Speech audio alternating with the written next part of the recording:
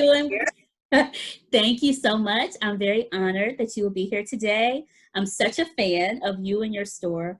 Please introduce yourself to the Cool Careers audience. Yes, I am Jackie Adams, proud owner of Melodrama Boutique, which I've now been in business for 18 years. December 2002 is when we opened. So every year is always a blessing and always exciting just to see how things are unfolding in this Houston area and just in the fashion world, period. Yeah, I've been shopping at your store for at least, I want to say about 15 years. Am That's right. Yeah.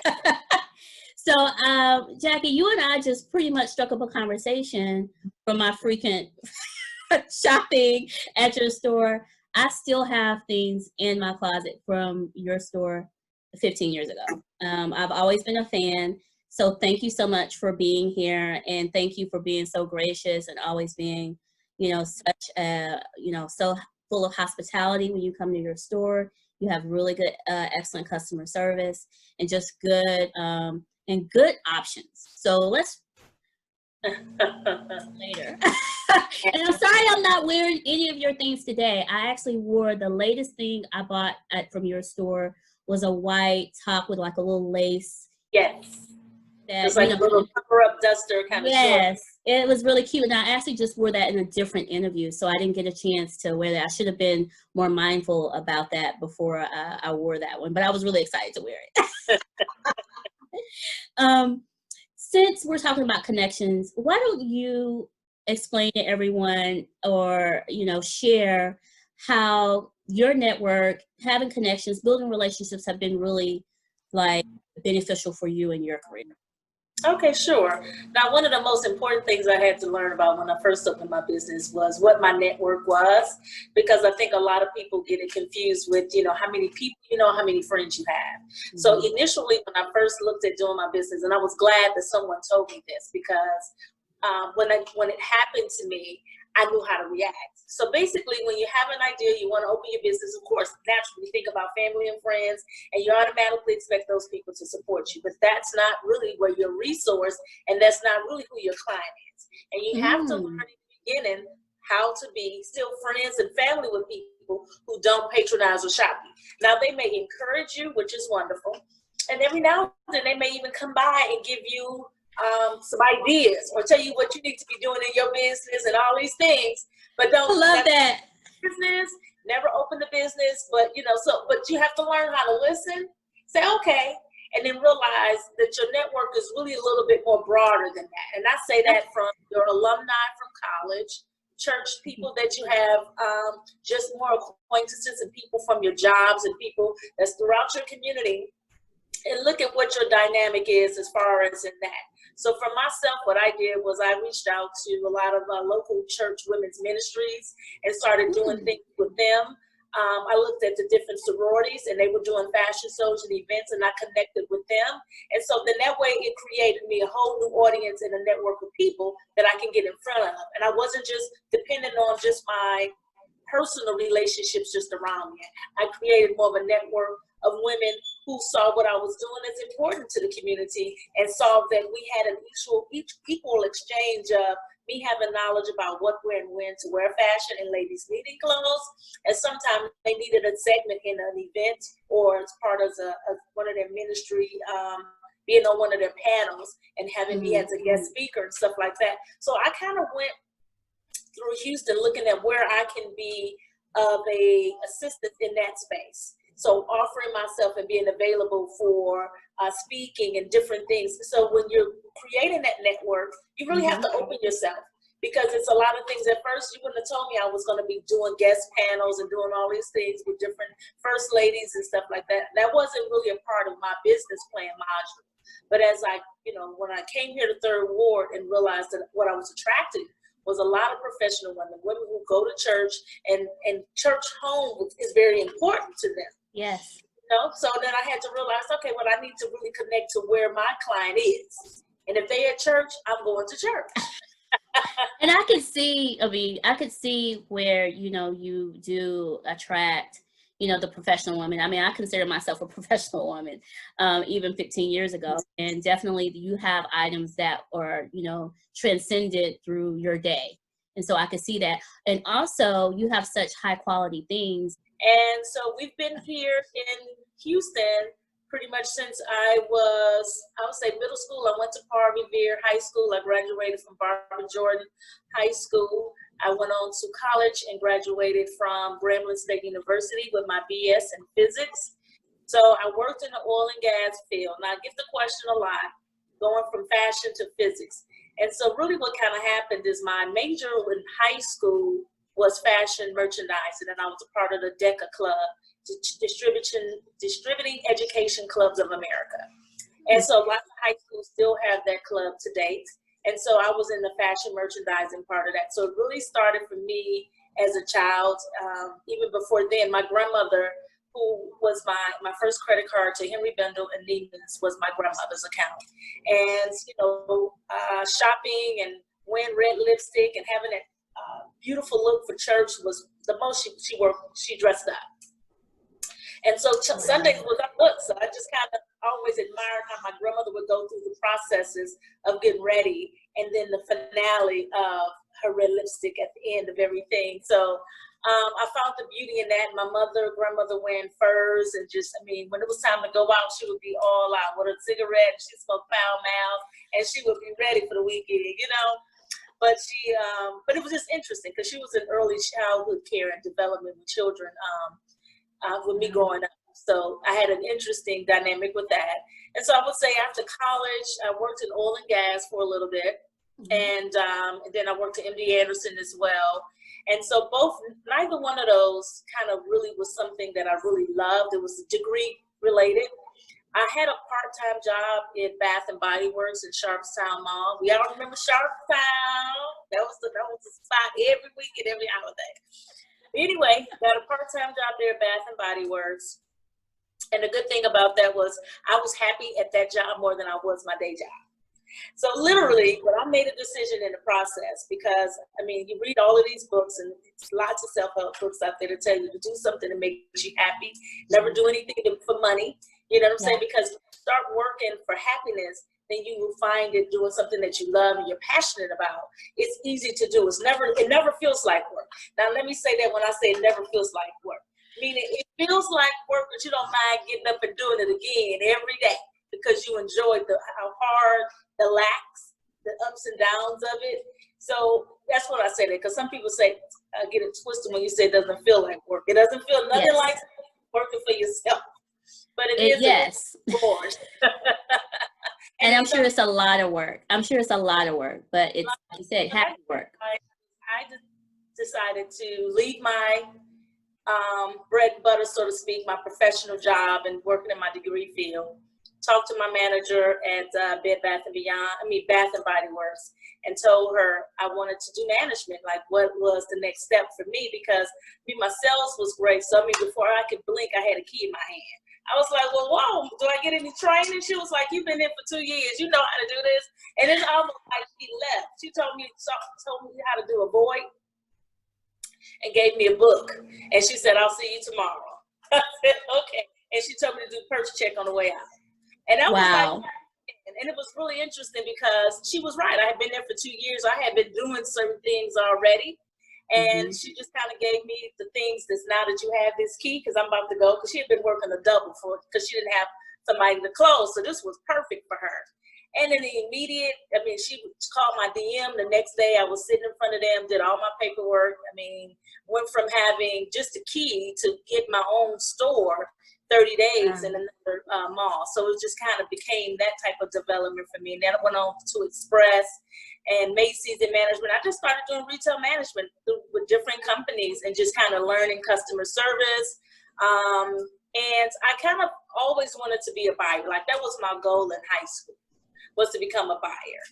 And I interestingly found a company. I was walking through Memorial City Mall, and there was a company in there called Clue Clothing Company. And when I walked in, for some reason, it had a boutique feel, but I felt like it was local. I felt like it was a small business. I don't know what about it, but it had a personal feel to it. So I went in there and I talked to the store manager, told her I was interested and gave her a little bit. Her name was Cassandra. I'll never forget her. Cute little girl, lots of fashion. I mean, we hit it off immediately. And I interviewed with the owner the next day. No, it was actually his district manager. I forgot the little guy's name. I think his name was Joe or something. Anyway, I interviewed him before I met the owner.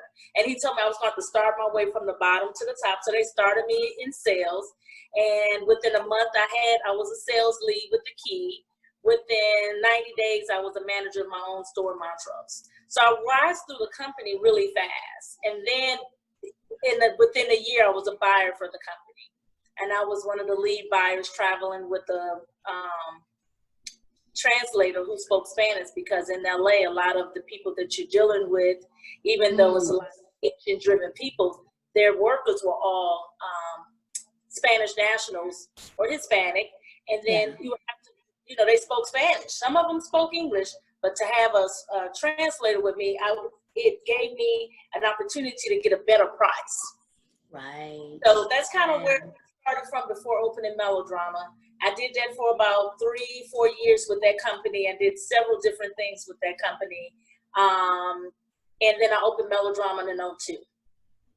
Wow. And you were young. I mean, I can't believe, like, between 25 and 30, because Melodrama that's how I can keep up with how long I've been in business. So when I say, I've been here for 18 years, I opened at 30 and I turned 48 in May. So I signed a lease before I actually opened the doors in December. So I had a lease way prior to then. So I always have a personal celebration of my own of when I signed my lease too, because I didn't go public to then, but I signed my lease in August of 2002, which is August is a month away? Yeah. So that's when my 18th year is my, and I don't really do anything by myself when I do celebrate. It's really interesting. I wait to celebrate with everybody else, but I am always joyful of August 7th. I always just kind of sit back and I breathe. Sometimes I may treat myself to breakfast or something, because that's my favorite meal of the day. But I really just very thankful for the fact of being able to say, because if you ask me, my plan was, all I could see was 10 years. And in 10 years, I had this whole idea. So for me to be sitting here 18 years later in the same place is very, very interesting. Let me say that. I'll let you continue with your questions as we grow. No, after you were buying and very successful in this position, like, what made you make the decision to do your own thing, to become an entrepreneur for yourself? Well, because I was at the top of the food chain with that company. I mean, my desk was next to the owner's desk. And I was his regional director, and I was also we had like 350 accounts selling his line, because we had already had 12 stores, but we started private labeling our collection and putting it in different stores throughout the United States. And so that was my department as well. And so I had 5 accounts in Puerto Rico. I was in Puerto Rico 2 to 3 times a year dealing with my account out there, because they had multiple stores and they were buying from us. And so I traveled again with a translator to do that, which was always fun. So it was like, he got to the point, in a nutshell, where we had 12 stores and he ended up bankrupting down to 1 store. So I was in a position where I could help him rebuild his business, or I can start my own. Now, of course, in the process of us going through all of that, it was a lot of things that didn't happen with my commissions and things that I didn't get from the company. And I just made a decision, and that's even from having insurance and stuff like that. I just said, you know what, I can continue with him at this rate, or I could do my own. And I decided to jump on and do my own. And so it was really hard. It was like, okay, at this point, because I was already out there willy-nilly with him, so to speak. Might as well be nilly-willy with yourself. I was like, okay, so if nothing else, I know how this, at the end of the day, is put it all in, and put your best face forward. And I had learned so much from that job and so much from him. Like, if I had to do it all over again, I tell people all the time, I would go all the way there from the bottom to the top, all the way back to the bottom with that job again, because every part of it taught me persistence. It taught me about being resilient. It taught me about what type of business owner I did want to be, and how I wanted to treat my employees, and just certain things about communicating to others, even though you're having a bad day, let them know it ain't got nothing to do with your day. But today, I'm just saying, so if you need me, you got to say something to me, but please don't say, can't have thin skin around me, in other words. And just letting people know, because this working for yourself, sometimes you can be snappy, things happen in the drop of a dime, or you got to make moves, or natural disasters change your everything. So life is just, when you're working for yourself, it's like you're your CEO, you deal with a CPA, you can have an account, but you're still dealing with financial stuff, CPA, legal stuff, making sure all your entities are together. And sometimes it's so many things, you wear like 10 hats. And then you have to find your own personal space, your time in the midst of all of this. And most people don't care about your time. They can see you somewhere and you could be thinking, oh, I'm just sitting down here, I'm relaxing. And then I'm like, hey, you're like, oh, hey, how you doing? And then you have to remember that now with social media and stuff, your presence is saying, hey, bye, girl, you can't do that no more. You have to be engaged. It's this whole requirement about being a business owner. Like, okay, I just want to be off. I'm off today. And then I had to learn, well, if you want to be off, you have to find places to be off. You just can't go to Papa Do's and say you off. You just can't go to Walgreens around the corner and say you off. When you go to places like that, I'm still on, I'm at work. Because when people see me and they want to introduce me to their family and friends, they're not expecting me to say, oh, I'm busy right now, I'm about to go sit down and get something to eat. What? Really? Where they do that at? No, ma'am. They'll be talked about you, put your name out there. I said, she been stuck up. She wouldn't even come speak to me and my friends, all of that type of stuff. So now with that, I take all that into consideration. So when I'm really looking for me time and downtime, whether if I go to Galveston or I have several restaurants and little cool, little quaint bars that's just off the radar, that they're not very popular.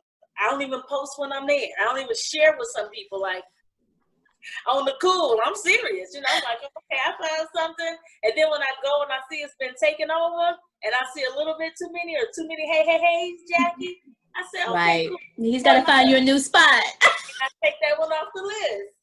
Houston is huge. It's a huge city. And you, and based on your journey, a lot of people. Your network is really large. So. And it's great. It's fun. And it's, even some people I don't know, social media has you with a whole new friend. And they need to change their word because they put friends on there. People really consider themselves. They be like, oh, girl, I've been following you for 2 years and that's what up there. And they don't say, excuse me. They just jump in and chime in and they are now right. And now they say, oh, come on, take a picture with me. Oh, yeah, no, listen, listen. Y'all are buddies. And I'm like, girl, I don't know you. I am definitely guilty of that, Jackie. I felt like I knew you for years. And so, but it's a little different when you come to the store because yes. Body like family when you come in the store. Right. Come in here, it's on. But it's a difference when you're outside and you're in the social world of things. But like I say, for me, I've learned to enjoy it. I actually embrace it because it's fun. I love taking pictures with people. I love talking to people. I love meeting new people. So it's now, again, I know when I'm going to popular places, I'm not off. I know I'm on and I know exactly what I'm going to get when I get there because sometimes I need that. I need to make yourself visible in front of people so you can say, hey, yeah, come by the shop. Melodrama's still open because people be like, oh, you still got that shop? I said I still have for 18 years now. What? And some of those people have never been, but they see me around all the time. Some of them finally make their way like, girl, after I saw you, I said, I need to go. Let me get back here by Melodrama. Or they'll shop me online. So it's many things about being present and accounted for. Yeah. And being out and about and sometimes being social. So like I said, I just know how to take it off and I know how to put it on. So I had to learn that balance. Like that was a process because at first I was like, okay. And then I was like, you know what? I know what to do. And then I just did it. Well, I know you said earlier about, having your key. So tell me about the decision on your location. Because I want to talk a bit about the Almeda Corridor. So talk about your location because what did they say? Location, right? Location. It is key. So what I did was prior to coming to, after I graduated college, I used to hang out over here. There was a popular coffee shop called Mahogany Cafe, and they used to do poetry over there off of Enos and Rosedale. And it was like my go-to spot. Like I went there every Wednesday for poetry night, knew the twins who owned it. And I think I might have had one cup of coffee in the years that I was going. And I say that to say because it became a full-on party with DJ and music. After the DJ sessions, I met some of the great people in Houston. And when I just was coming over here to visit, I fell in love with Third Ward at that time. Like, I was like, I want a business over here. It was always progressive. I love the fact that it was mostly Black people. It was a Black community that was under regentrification. There was some great changes. Some things was going to come through. And anytime that happens, and it's got to catch it, either you got to be a part of it, or if you catch it afterwards, it's going to be very expensive. So I made a decision at that point. I was like, if I'm gonna do this, this is the perfect time, because the regentrification was just, it was at its prime back in, that was 2002. So I had been out of school now since like 95, and I had been hearing about Third Ward, hanging out in Third Ward between that time. I lived in Dallas for a little bit, came back. Third Ward was really on the rise as far as people moving over here and buying new houses and gutting them out and all these different type of things. Rehab, people were flipping houses in Third Ward. That's all you heard with Third Ward, Third Ward, Third Ward. So when I saw this building, riding around with some friends, and it was totally gutted out. It was empty, and it had a for lease sign, and it was empty. And I was like, wow, this is it. This is where I'll do my boutique. And that's kind of where it was. I mean, and this wasn't, because before, when I left and came back from Dallas, this wasn't done. And when I came back, the building was rehabbed. And I was like, this is it. I wanted to be in the building in Third Ward, but I wanted to be in something that was rehabbed. I didn't want to go somewhere that was an older building that the owners didn't take any time to make up to date and make it fit where this community was going. And this building, and thank God to Boris Miles, and even mentoring me in that phase of even getting the business plan done. I went to him with the idea I wanted to do the boutique, but I didn't have a business plan, honestly. And then when he mentioned to me about doing a business plan, I was like, okay. And from that point on, I tell everybody who talk to me about opening a business, you got to do a business plan, do a business plan. And it's most important for you. People think you're doing a business plan because you want to put it in front of somebody else. When I did my business plan, it let me know in black and white, in plain English, what it is I needed and what I wanted to do. It took all of these jargons and ideas and philosophies that I thought and the research I had to do to make it come true. I was able to put it on paper and do the work that it took. I had to do my market analysis, a comparative analysis, and understand what stores I wanted to hang with, and what was, I had to do a lot of research, and I was like, oh my God, everything went into that piece, those 5-6 pieces of paper, but it was the most important thing. And somebody came by here recently that I gave my business plan to, and gave me my business plan that I did 18 years ago. So now I have that in hand. I love that. That is beautiful. And I was like, wow. So it's interesting. And that's why I'm in Third Ward. That's how I came to the Almeda Corridor. And the business owners in the community just engulfed me and was so excited to have me at the same time, and was a blessing and really did help me. You can go to the Southeast Management District, go over to the Third Ward Multicultural Center, go over to the Third Ward Community Cloth, Miss Viola Petaway, and then you just talking to, and everybody will be introducing you to the next person, this, and telling you about this, and Shape Community Center, talking to Deloitte, and just, but you have to be willing to do the work and get out there. And so many times we wanted to come to us. I went out to the people. I went to the people, met my public. In some places, even when I was doing clubs and club fashion shows and going places like that, it might not have always been the most upstanding place, but guess what? Everywhere was fine. You know what I'm saying? I had to learn what was most important on that journey. But going through the journey helped me even realize that's not my client. I don't want to focus on that. This is what I enjoy. It helped me narrow it down. But I'm glad I did through the whole gamut, And were you one of the original shops there?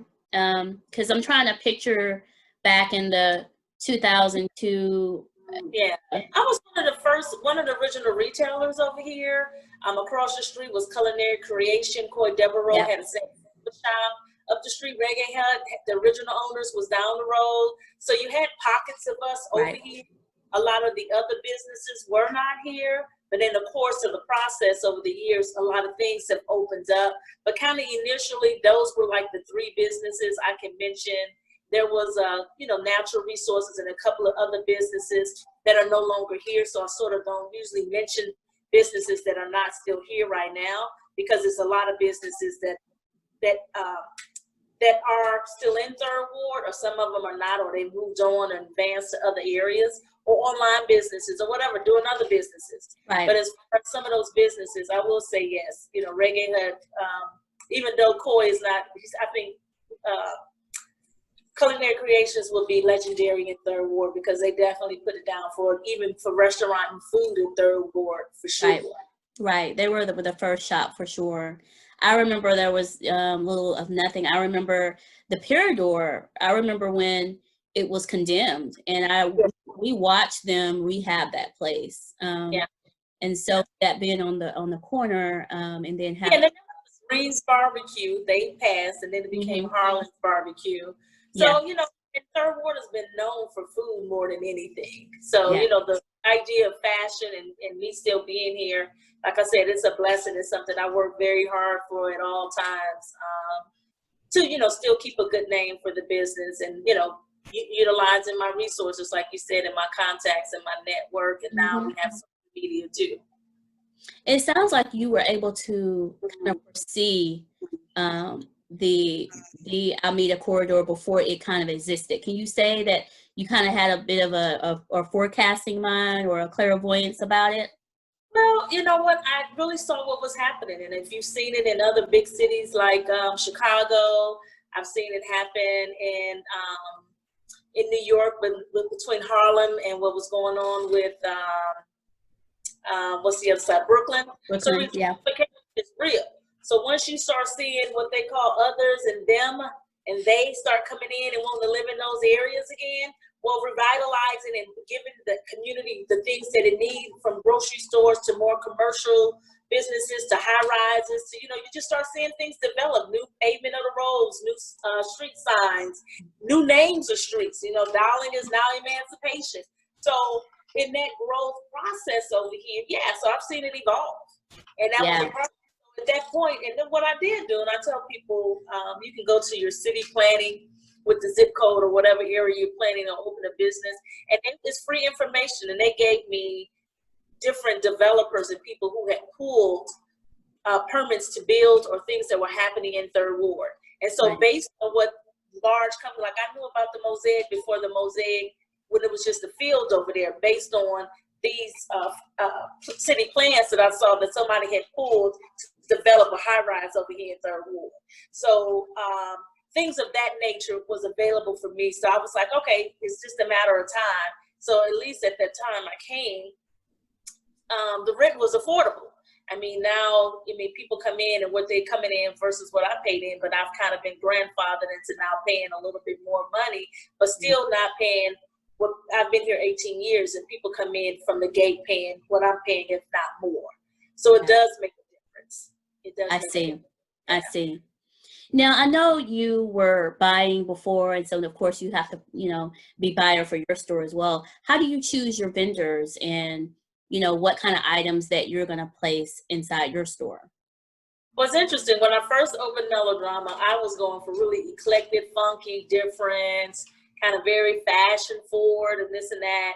And people came in the store and they loved it, but they was like, where are you going to wear this stuff? And I was getting the girl in my store who wasn't really, she needed something to wear to work, but she wanted something a little different. She needed something to wear to church. Like, I was meeting these women. I was like, okay, this stuff is really great, but where are people wearing this? You know what I'm saying? So, and even people at clubs and events and parties. So it was still a little over the top and too edgy.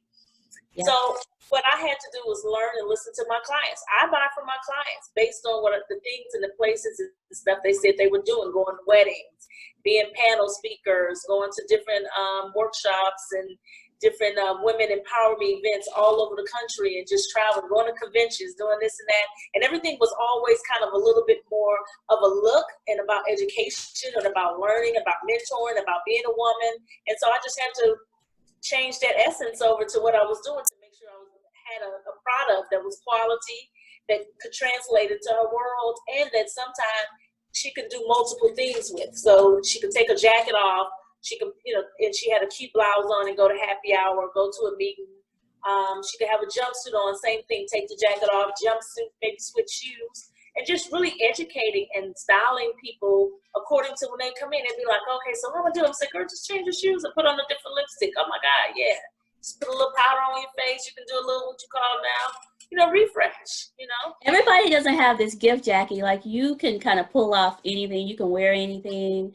And I mean, I'm guilty. I'm sure, at least 5 things in my closet that I have never worn that I bought from your store. I'm just waiting to wear.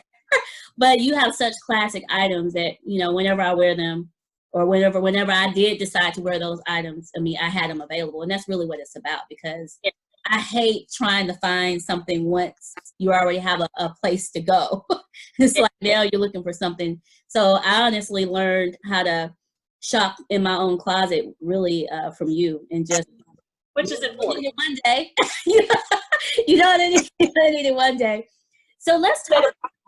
When you think about it, I was saying buy when you see it. Because if you let it sit there and you go back to it and then it's gone, it's like, oh man, I need that dress for now. And I'm like, okay, that's right. Learning how to shop in your closet. So that means buy things when you see it and when they fit. Because we get stuck keeping on stuff and hanging on to stuff, but you can't wear it. Then you go try to put it on and you get discouraged because it's still too tight. And you thought you was losing some weight, but now you gain muscle. I mean, it's several things going with a woman's body. I'm like, oh girl, get the dress that fit. Buy the dress and wear the dress that fits you. You know what I'm saying? That's right. Now, you've survived this. I mean, you've been here for 18 years, and I'm sure the retail industry has changed so much from, when you said you started your journey in retail. So can we talk about, how retail is right now, how COVID is affecting your business? Do you have any, a bit of an insight on that? Well, it's been, this pandemic has definitely been a game changer for me. I will tell you that, at first I thought I was managing and I was coasting through it, and it was just going to be something. I thought it was going to come and go. I thought maybe, we had a couple of weeks. After a month in, and I was like, oh my God. So it was good. At first I was getting rest. I was feeling good. And then I hit like this wall of reality, like, oh my God. My normal wasn't coming back. I was trying to come back to the store, and the city was still shut down. So that was March, April, then May came around. And then finally, there was some things started reappearing, and people started moving around a little bit. One of the things about what I did was I really looked at building my online business. I hired a social media manager to come aboard and really help me with getting that out, because I wasn't feeling very positive all the time. And then everybody's like, oh, you got to put up some content. You need to do a video. You need to do this. And it's so much pressure, right?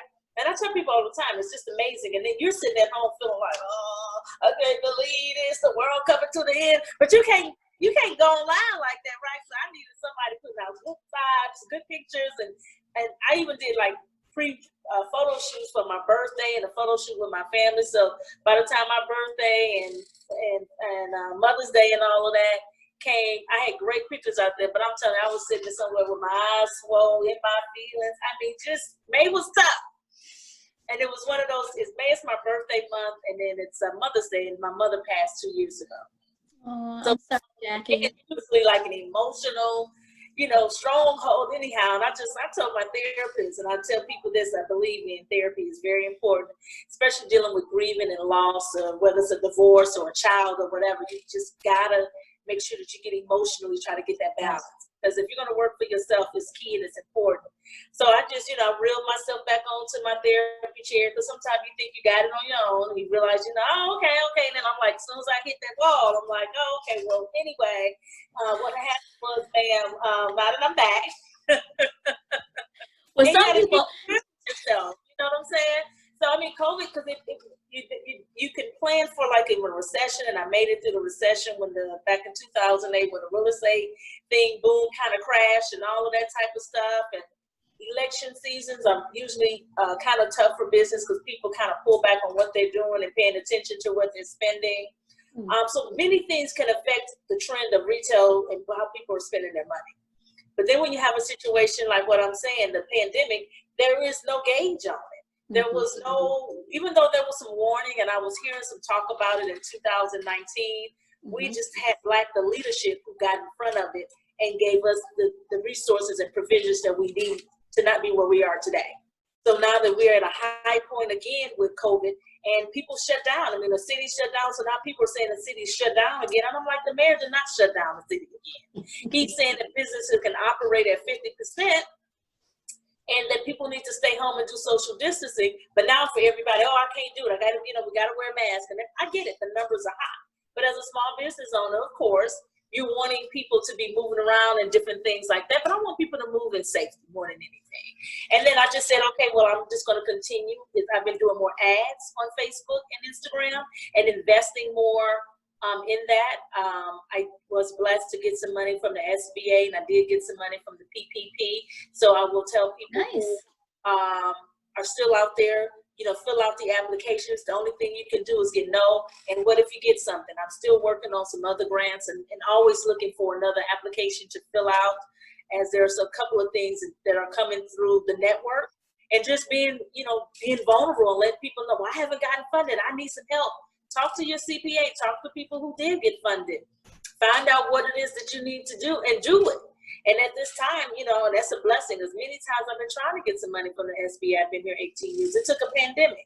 And many businesses I know, it took especially Black businesses, we're all excited. This has been a little bit of a blessing to us all, because now we've been able to get some money for some organizations and through the SBA and through the government that we were not able to get access to before, based on your debt ratio from your student loans or your credit score and all of these different things, not having any business credit. I mean, just several things. So, so for me, I had to deal with it head on. And I mean, like I said, it's hard. And then what I even did was start calling other business owners in different cities, seeing what they were doing, and just talking to them just kind of helped me, and listening to some of the things they were doing and the support. And that kind of helped me too. You know what I'm saying? And even local, so smart. Friends that, we're just all like, you got to just do a check in on people. People checking in on me. I'm like, shoot, it's hard. But then when it's good, it's good. But I mean, that was a hard transition for a business owner. And then just to see some big businesses and small businesses who had to shut their doors based on didn't make that transition it's huge. It's like, I fought. I'm still dealing with my online. Like, I'm doing a virtual fashion show coming up because I missed the experience of creating these in-store experiences for my clients. So now I'm like, okay, I'm doing this fashion show. It's going to be a virtual experience that I'm creating, but it's still going to be, as they're at home and now they're used to Zoom and Facebook Live and all of these different things. I'm just going to move forward with what I'm doing. And that's what I just had to, because even though people are now saying they're not coming, because what I tried to do was a private yet public event with on live, and a lot of people don't feel safe. And I will have 10 models in the fashion show. And next door, they're doing at the Root Hair Boutique is going to do my hair and makeup for the models and stuff. So we're going to make it safe and fun. The goal is to get people to see the new stuff this week, because it won't go online until after the fashion show. People can shop it, but they'll see it on the runway first. I'll talk about it. I'll do my Jackie thing with it, so to speak, and my client on the importance of still, because I do know that this shall too pass. We are going to get back to whatever our new normal is. And I think a lot of the virtual, from education to shopping to online, I think the world has been pushing towards us being more online in this world period, because that's the advancement of technology and things. To where we are now, people want it fast and instantaneous versus having to get in your car, walk, and go get it. Now you can click and pay, and it'll be there sometime the next day. And even with the pandemic, people are now utilizing Amazon and be like, I can buy that on Amazon. I get this on Amazon. Listen, I'm not an Amazon Prime, so I can't sell it to you for $12.99. I'm a Black-owned business that's been over here for 18 years. I have my own issues and my own woes. I get it. We all do. So it's either support it, get it for $38, or go get it over there for $12.99. I don't know what to tell you. All I'm saying. Jackie, do you have a mentor, and do you mentor? I do have a mentor, and most of my mentors are more spiritual mentors. Like Mia Wright is one of my mentors. Marco Harris is one of my mentors. I think a lot of people look at me being a mentor because they may want to open a business or something. I don't have that type of a mentor. I have more mentors I'm trying to elevate in my life as a woman. and we're dealing with real stuff in more of that space. Now, we do Okay. talk business with my mentors, but for the most part, it's usually more of a situation where we're just kind of real life. We're doing a real temperature check. Like, we ain't just saying, hey, how you doing? And then we want some fluff. I need to know how you doing, man, but I'm sitting across from you at this dinner table or lunch table right now. Or the text message, when you text or you call, you get that note of importance of, how are you today? What's up with you? What's going on? When can we see each other? I want to put my eyes on you. But so I don't mentor a lot of people, because when people want me to mentor them, they want me to sit with them about my business and help them open a business and walk them through a lot of that. And what I don't have, unfortunately, is a lot of time to be that type of mentor. And a lot of people don't have that type of time to be a mentor anymore in that space. I always tell people to join online groups or Facebook groups that kind of center on those type of things, and then development and get a mentor in the group situation like that, where you're working off of several different people that can help you versus you honing in one person. I want you to be my mentor. Yeah. Well, I could tell you that I had that type of time to sit with you on what your vision and your dream and your goals are, unless I'm volunteering at a high school or something, and I'm putting time in to be in the mentor position. But again, I do work with interns from Houston Community College and different colleges, and then that way I can be a mentor in that direction when they come here and start working. Now I have 2 interns with me now that basically started, and so I find out from them what their goals are, and then I can try to position them in that space. You know what I'm saying? That's very nice. Yeah, that's your give back. Yeah, but a lot of times just being a mentor to people that want to open a boutique, it really doesn't work for me in that space. I could see, you talked about like your physics background, healthcare, oil and gas, all the way to being a bona fide entrepreneur and just really being a veteran owner of a very thriving business. I'm very proud of you. So congratulations to you. And you also talked about, supporting, each other. And so I really want to thank you for supporting my podcast. I think I told you about a year ago that I was going to get started with something. And you were like, keep me posted, let me know. And so thank you for your support, straight from the beginning. And I will always be a fan of you, your store, any other brands that you put out, whatever you do, I'm so there. And with your permission, once COVID is at cease level, I would love to bring Cool Careers to your shop and really kind of get a really good feel in the energy. I would love to have you. And that's why I'm always sharing the idea of just, go on and do it. Stop worrying about what somebody else is doing, because while you're sitting up there worrying and holding on to it, and I'm waiting. I don't know what you're waiting on, because soon, before you get to it, and people say it ain't nothing new under the sun. It's real. It ain't nothing new under the sun. I love the Jackie-isms. I love it. I can talk to you all day, Jackie. Thank you so much for being here. I'm completely humbled and honored to have you on my show. And I'm going to be in touch with you very soon, and we're going to talk again. Okay, perfect. Definitely. Thank you. I look forward to it. Take care. Okay, you too. Bye-bye. Bye-bye.